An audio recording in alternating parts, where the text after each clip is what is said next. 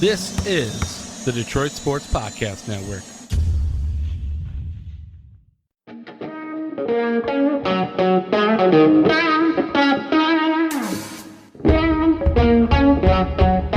The biggest icon in podcasting.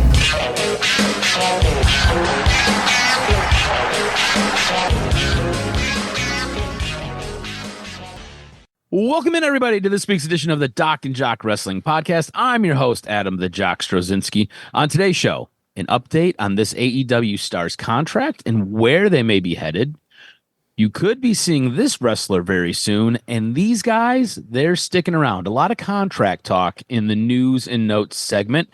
We want to start off by wishing everybody a very Merry Christmas. If you're listening to this now, we are preparing for the new year. Christmas is done and over with. Doc, did Santa's Little Helpers bring you everything you wanted? Absolutely, including some wrestling figures. I got the Dusty Rhodes and Hulk Hogan figure, I guess, from Target that's been put out. So the wife figured out I'm a big wrestling fan again, and really nice stuff. Dusty Rhodes and Hulk Hogan, not the figures that I have in the Hall of Fame at the office, but some new caricature figures. And now the problem is I have nowhere to put them. So they're just sitting on the side of the couch because I got nowhere to put them. I'm getting kind of stocked here with all these little knickknacks and title belts in the office. So good stuff. How about you? Oh, yeah, man. Santa's Little Helper brought me everything I could have asked for and more. And I'll be honest with you, I didn't ask for anything. I didn't even want to do gifts with the wife this year. We've had so much going on with the house and getting the repairs done to the house. I was like, we don't need to spend any money on each other. Let's just put it all towards the kid, and we'll get the kid some stuff. Kid was a blessing. She loved her presents. We're still opening gifts. So she just kind of locks in on one or two things, and she'll play with those for an entire day. So it's great to watch her just kind of embrace everything. Again, she's like 1.5, so she knows nothing. You try telling her about Santa, and she just looks at you blankly. So this year was really, really cool with the kid. Next year should be even cooler. So it was a really, really good time. A lot of stuff going on in wrestling, though. This is your DocNJock Wrestling Podcast Worlds End Go Home show. So we're going to preview that. We're going to start a little bit with some WWE. We're going to talk a little bit about Austin Theory. And shows up on Monday Night Raw, new gear. Last week, he unveiled himself as the Masked Man working with the Vision. But it just doesn't really feel or seem like there's been much of an evolution with Austin Theory. Wrestling style kind of seems the same. Promos kind of seem the same. I mean, he changed his pants, but that's about the only thing that's really changed. Is this new version of Austin Theory gonna work? Yeah, that's the thing, is that people are wondering, okay, now you align yourself with the Vision. What does it mean? He said, look, I want to take the opportunity. And that's a good start. I just felt like, you know what? The thing, though, that I think people are noticing is that his style is methodical. And he just got to pick up the pace a little bit more, just the WWE style. And I just think that he's trying to wrestle like a heel, you know what I mean? A little bit of power move, slow down a little bit. I just think that what is next for Austin Theory is going to be, how does he ingratiate himself to the Vision? What does he do to screw over somebody else? And I think there's the opportunities to get him to be a heel and get him opportunities. And I just think that what the biggest issue for him is people feel like, okay, you've just been handed stuff. You were handed the opportunity with Vince McMahon, and you didn't get there. Remember, the same feeling happened to Roman Reigns. Remember when he won the Royal Rumble and he was booed out of the building because people interpreted his run as, well, they just picked you to get a run. You didn't earn it. Same thing now with Theory. People are like, okay, you've been given a couple opportunities. Show us something. And the first go around was professional. I get it, but you got to do something to get yourself over. And you've been given the opportunity. This is your chance. I think there's some doubts that he can actually continue to get himself over despite the opportunity. We'll see. He's got to do something. He's got to bring something to the table that's different than the past.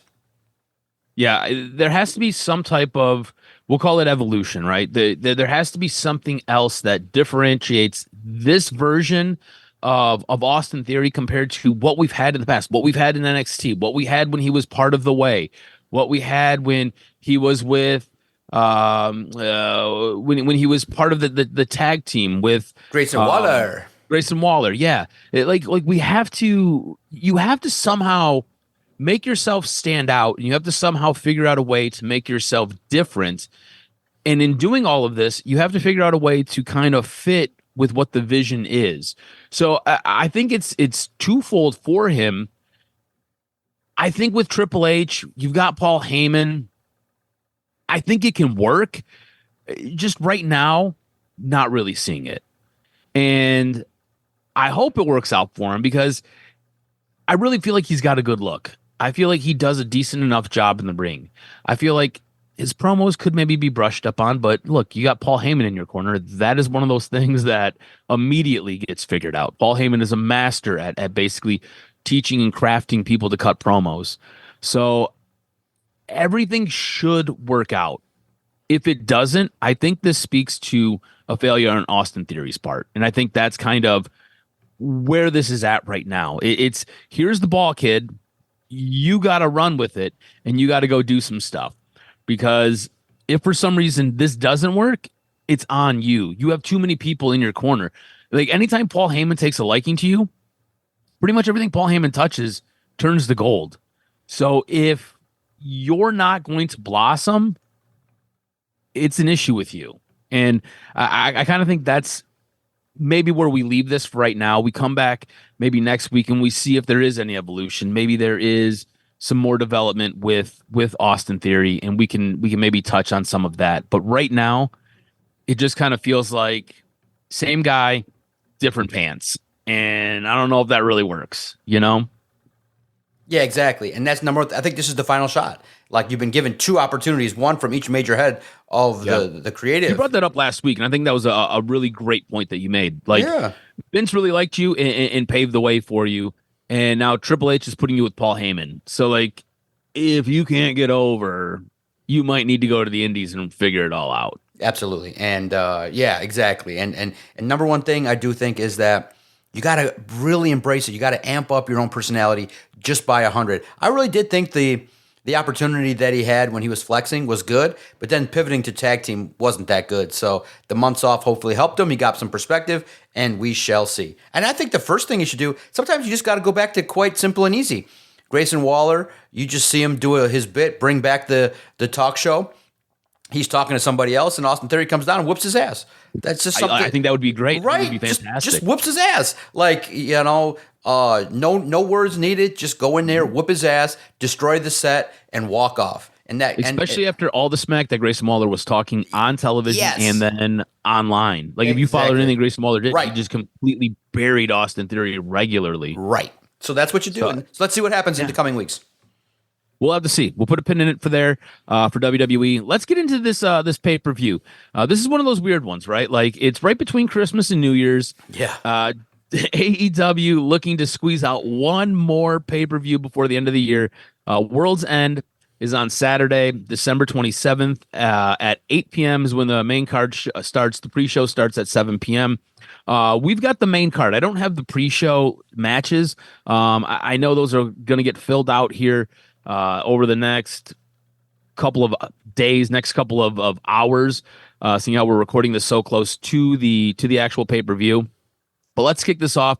We've got our conclusion of our Continental Classic taking place. We've got two semifinals, then we've got the final match. So our first semifinal, and look, I would have set this up a little bit different. And I think maybe that's the talking point here with this match. You've got Takeshita taking on Okada. I would have had these two guys in my final, and I would have had these guys fighting for it all. And I think that would have been a fantastic story. You look at the build that these two guys have had. You look at how things are starting to unravel a little bit for the Don Callis family. I think having Takeshita and having Okada meet in the finals, I think makes for an interesting final match, as well as it's one of those things. Do you have Okada lose his Continental Classic belt to Takeshita? Or do you have Takeshita take him out prior to the finals? It's to me, I feel like you could have booked this a little bit differently, and you could have had this set up a little bit differently. How do you think this plays out? And do you have any issues with the booking?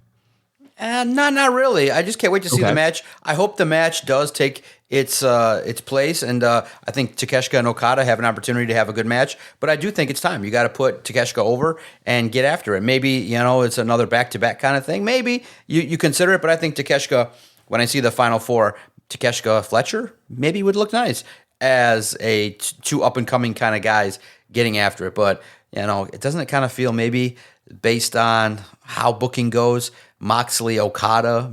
I could really make an argument for any of them, but I think my odds-on favorite, my two predictions, is Takeshita. And you know what? You got to go with the booking, and based on the trends, I think it's Takeshita and Kyle Fletcher. And in the end, we never get what we want, so I think the winner will be Fletcher. Ooh, okay. So I agree with you. I think it's going to be Takeshita beating Okada in the first Continental Classic. I think in the second one, it will be Kyle Fletcher defeating Jon Moxley. And I think, look, you've got the IWGP Championship, champion. He's the guy in New Japan, and he's an AEW wrestler. I feel like Takeshita. Nope. You know what? You got to remember, this is all Don Callis family. Don Callis is going to turn on Takeshita. He turns on Takeshita in the finals against Kyle Fletcher. You're right. Fletcher wins it with Callis turning on him. That's how it's going to play out. And that's the straw that breaks the camel's back for Takeshita. He goes on his merry way after that. And he'll fight with everybody in the family. And we're going to make a new star. This is how we make the new star. He gets turned on by Don Callis. I just talked myself into it. Look, we're going to give a bonus point. If Fletcher wins, we both get a bonus point because we have to get the semifinals right, and then you've got to get this right. So you're going into a match without knowing who the two combatants are. So you've got to get stuff right here. So we both have Fletcher. We both have Takeshita. We both have Fletcher coming out the big winner in the very, very end. I've got Don Callis costing Takeshita the win here, and I think it may set up for a magical, magical story. Our next match is Darby Allin taking on Gabe Kidd. I'm going to go Darby Allin in this match for no other reason than it's Darby Allin. Gabe Kidd, fine enough wrestler, does a lot of stuff in New Japan. I know that they're trying to work him into some AEW stuff. He'll probably be one of those guys who is in New Japan and then signs with AEW when his contract expires. But I'm going to go with Darby Allin for this match. Agree. Darby Allin. I can't wait to see kind of what this match looks like. This has a chance to be match of the night candidate. And for Darby Allin to finish out the year strong. Our next match is a Chicago street fight for the World Tag Team Championships. FTR, Dax Harwood, and Cash Wheeler defending their belts against the Bang Bang Gang, Juice Robinson, and Austin Gunn. It really feels like they want to push the Bang Bang Gang. They really want to push Austin Gunn and Juice Robinson. To me, it just feels like it hasn't really worked yet. To me, it feels like they don't know how to do it. I guess is probably the more accurate way to describe it. I'm going to go with FTR because FTR are some badasses. I would love to see the Bang Bang Gang get a push, but I'm not confident in the booking that we've had thus far, and because of that, I'm going to go with FTR. No, you're right. They're not ready yet, but their next step is have a good match. And when they have a good match that sells, then the opportunity presents itself to allow for the next push. I think that the tag team has an opportunity to showcase what they're about, and I'm going to write down the Bang Bang Gang as a group to watch for next year, but this is now, and now is FTR. All right, our next match, the Women's World Tag Team Championships. It's the Babes of Wrath, Harley Cameron, Willow Nightingale, defending against Mercedes Moné and Athena. This is very simple for me. Babes of Wrath just got their belt. They are incredibly appealing. Harley Cameron, I'm not sure if you've seen any of the stuff online that she's had where she posed for Christmas. Yeah, I did. Yes, Magnifique. I like Christmas. I like photos. I like red. Willow Nightingale is absolutely fantastic, and I feel like they missed the boat on her early on. I feel like this is it coming back. Babes of Wrath just got these championships. There's no reason to take it off them now. Also, I think you're trying to continue a storyline with Mercedes Moné losing. You can see she's starting to lose some of her belts that she won as the belt collector. So I'm going Babes of Wrath to retain their tag team championship. Agree. Time to retain. Listen, I think women have also this year really have done a good job of getting themselves over. I know people wanted the superstar and Mercedes Moné and all that kind of stuff, but I feel like the Harley Camerons of the world have done a lot of good work, not only in the ring, but in terms of character evolution. Like there's no real dud segments. It's like, yeah, they could be better. There could be opportunities that you see maybe could have been aligned differently with different women going over at different times. But in the end, I think that the slow build for some of these have been okay, but I think you're right. The champs retain, and you just first and foremost, a lot of these women got to get their stuff in. They got to be clean. Because everyone picks them apart when they make mistakes, and there's been some high-profile botches in a lot of companies. So just finish the year strong, have an opportunity for a good match, tell a good story, and I can't wait to see what kind of story they tell in this matchup, but I think it's going to be good. I think that furthering the mid-card is good, especially in the women's division, so let's see what the Babes of Wrath do. All right, our next match is the Women's World Championship match. It's Chris Statlander defending her title against Jamie Hayter. As much as I want to see Jamie Hayter win something, as much as I think it could be time for Jamie Hayter to win something, it's still not time to take the belt off of Chris Statlander. I think Statlander has a lot more to give. I think Statlander has a lot more to prove with the belt. Because of all of that, I'm going to go with Chris Statlander. Yeah, no doubt about it.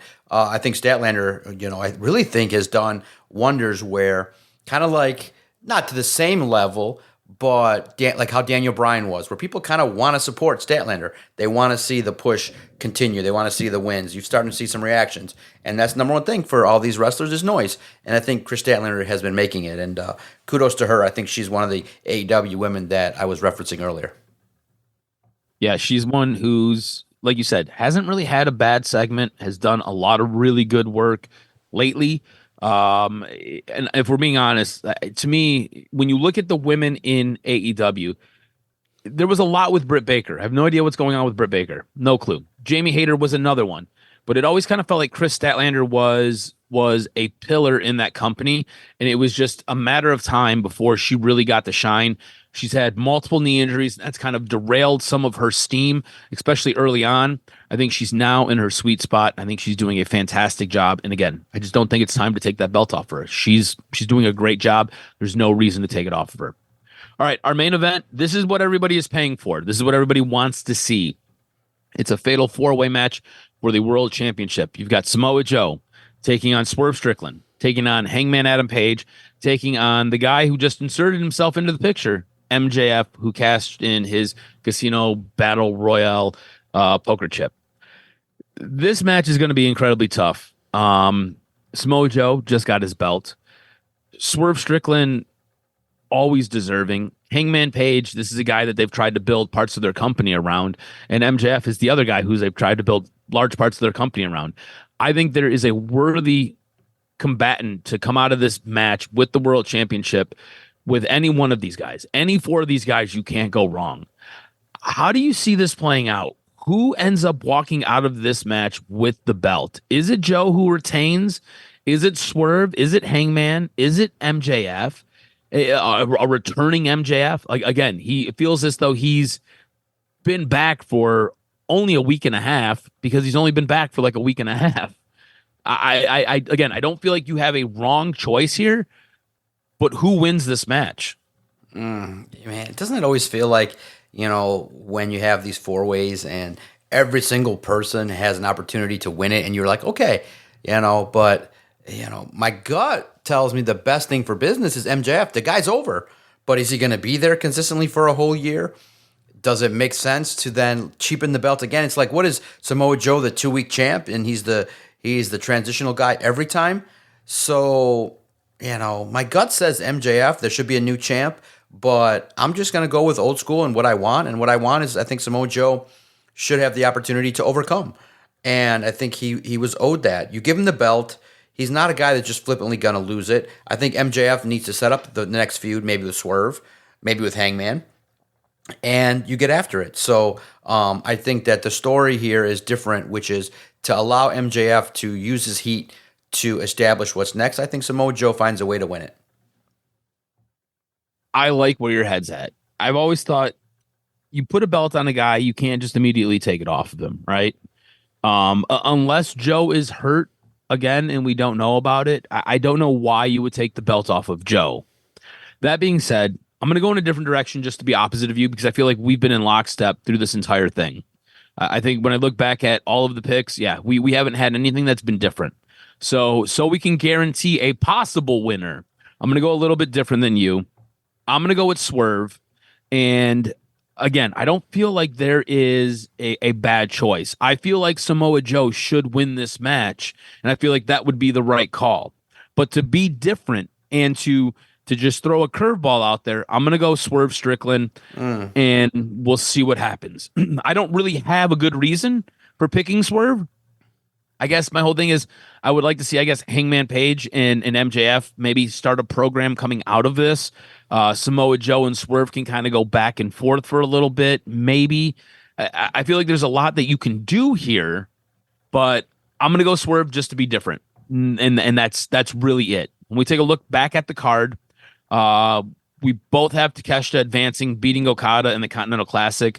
We then both have Kyle Fletcher beating Jon Moxley to advance. And I could see some issues with the Death Riders if Jon Moxley loses this match. Don't be surprised if they come down and maybe he gets kicked out of the group. I don't know. Just putting it out there. We then both have Kyle Fletcher beating Takeshita in the Continental Classic final.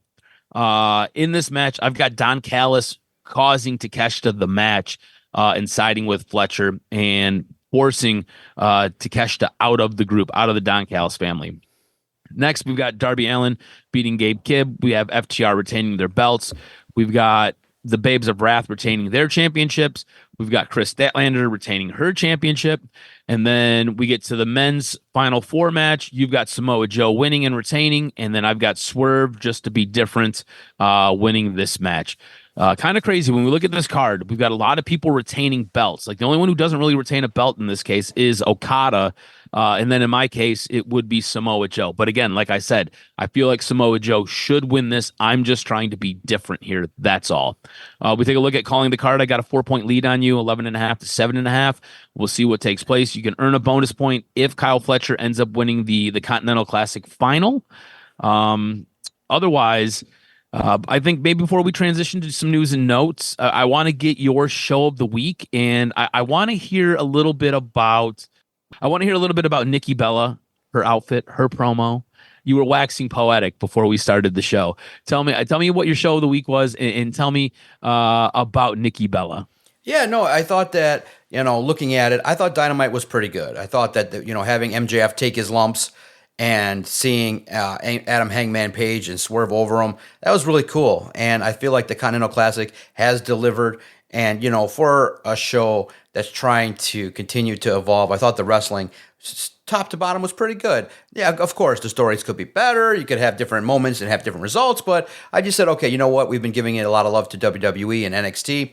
I did feel that NXT put on a good performance this week and moving things along and trying to explain the chaos with, Blake Monroe and all that, the title change and setting up the next pay-per-view. But I thought that Dynamite had a good week, and Raw as well is starting to establish. And the one thing I think for 2026 that needs to happen is the female heels got to continue to evolve. I think that Nikki Bella as a heel changed it up. She switched it up. She dropped, I see why you guys are angry. You guys root for the Lions and the Lions stink. And she's like, you guys really just want to be the Eagles. That was a good line. And I think her standing on the table is really great. I thought she delivered a, classic heel promo, which is I'm the best. I'm a Hall of Famer. And this is why you should respect me. This is how I should act. Now you got to pay it off. Like what happens is that I think too, Natalya needs to bring out this legend badass character with the 5 dudes and her all black character. She showcases it in AAA or the other opportunities she gets. And I think it works. I think her and Natalya should form something, like bring back kind of the old memory, but in a new way, in a heel way. And I think that it can be an NWO style, but with women. And you just need one more. Not maybe Becky Lynch, maybe somebody else, maybe somebody from AEW.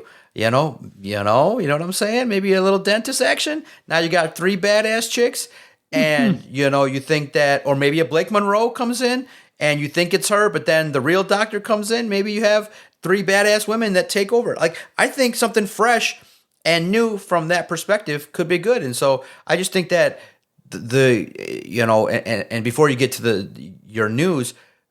I think that this year overall for both companies was a good year, but they didn't take advantage of the moments to the degree that they could have. Like they had the wow moment of the year was John Cena turning, but then they didn't pay it off. Similarly in AEW, you had some moments like a John Moxley in his run, but then afterwards, then you just jumped into something else where Hangman Page wins a massive match in Dallas, and the next day he's having a rematch 3 days later. Like, come on. You know, the both companies, I felt like in 25, I think the two companies that really under the radar, probably if you say who had the better years, NXT and TNA had better years. And that's something that's not supposed to happen, especially with major feds. But that's something to watch. I think the women can have major moments too. Yeah, look, I think the women in both companies have taken massive steps forward this year. I think you're right when you size up how specifically both companies, AEW, WWE, had spots, had moments, but it really feels as though they let things slip through their fingertips. It really feels as though they missed the mark on pulling the trigger on making those moments bigger and more special. Like the whole thing with John Cena, like you essentially had a free ride for 6, 8 months, and it really never felt like you really got past second base with it. Like you could have hit a home run, but you never really got past second base. The turn was a thing, and it was then done poorly. You know, it was like you had the ability to do something really cool and really special, and it was awful. Wasn't good.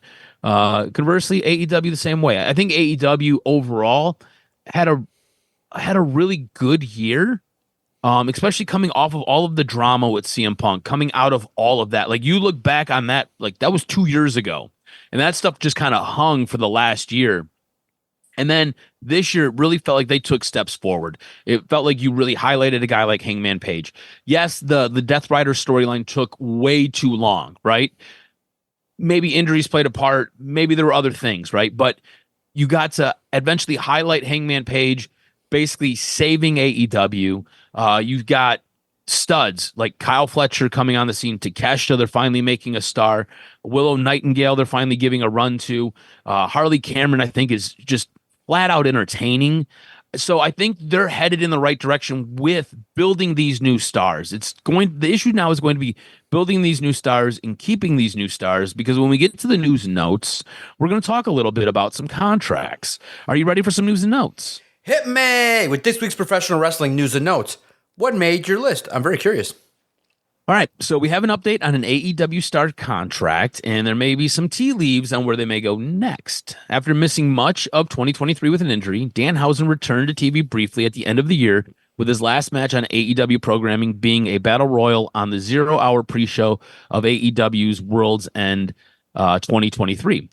While he would make a surprise return at ROH's Final Battle 2024 last December, this would prove his last appearance for Tony Khan to date.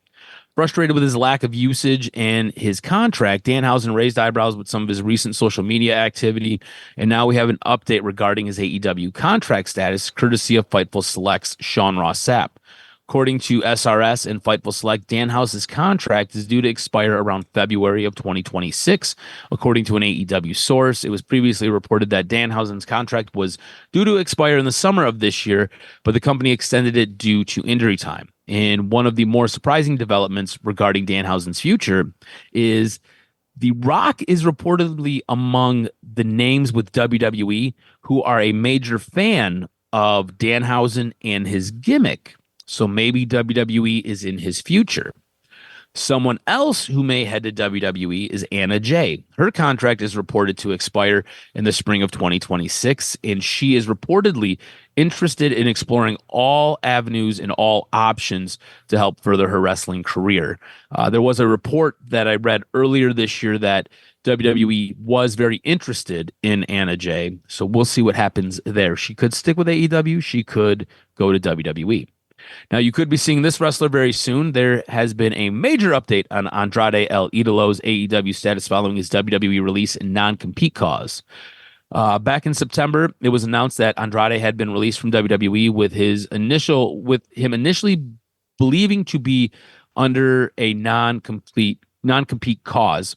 Andrade would make his return to AEW television on October 1st, taking out Kenny Omega on Dynamite's anniversary show and joining the Don Callis family before he was then suddenly removed from AEW television. It was reported after Andrade's AEW return that Andrade had been released due to reported multiple failed wellness policy violations, with WWE firing Andrade with cause. Due to that, it was reported that Andrade could have been out of action for up to 1 year. However, Fightful Select is reporting that Andrade is now eligible to sign with AEW after his legal team negotiated an early exit from his WWE non-compete in the last couple of weeks. Recently, Andrade was announced for his return for New Japan Pro Wrestling, with him set to join the United Empire at Wrestle Kingdom 20 against the Bullet Club's War Dogs. New Japan's Wrestle Kingdom, it's basically the WrestleMania. It'll be taking place next week. It's a massive show. It's a 2-day event. It is absolutely fantastic. He will be part of this tag team with the United Empire. And finally, sticking with some more contract news, these guys are sticking around. On Monday, these guys confirmed that they're not going anywhere, as Matt and Jeff Hardy confirmed that they have re-signed with TNA Wrestling for at least another year. And that's going to do it for this week's wrestling news and notes, my brother. Make sure you follow Adam on X at AdamRSTROZ. Follow us at Detroit Podcast as we continue to interweave wrestling and the world of professional sports. It's crazy stuff going on. Make sure you check out NSI's Takedown Wrestling. John Elba got an exclusive with Tony Khan. You can kind of dig yourself and figure out how we got that exclusive. Real interesting stuff. Yeah, I think the whole interview is going to come out 2 hours.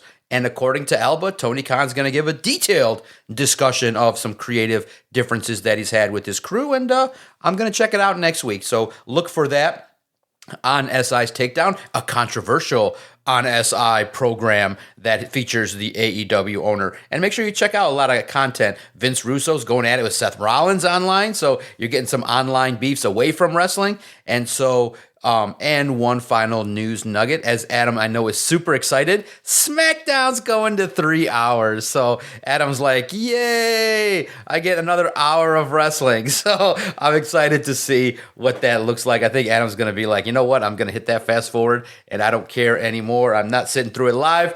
I can watch it over an hour and 40 minutes of real airtime. But I will say this.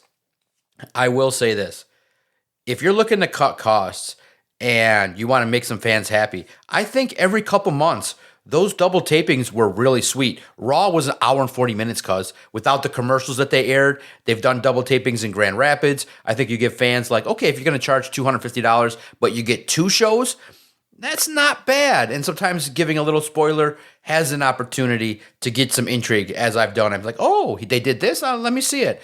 And let's see how they continue to do it. They do it around the holidays. And if you are local and you got some extra Christmas cash, WWE's coming to town on Tuesday. I'm wondering, there's 2 shows, one in Florida, one in Detroit. I'm wondering which one Cody Rhodes is going to go to. I'm wondering, typically the holiday shows are pretty good. And you just get match, and you get 3 hours of content, and it's typically fun. So stay tuned to that. We'll give the results next week of the show that happened in Detroit, and you can follow WWE Detroit's online X page, and you can get all the information, because this is the last episode this year. Another great year. We'll come back in the new year bigger, better, stronger than ever. A great year of wrestling, and AEW, WWE are doing big things. TNA is going to be on some television action, so good for them. And as long as the world of wrestling is shining, we'll be here to break it down on the Doc and Jock Wrestling Podcast, featured on the Detroit Sports Podcast Network.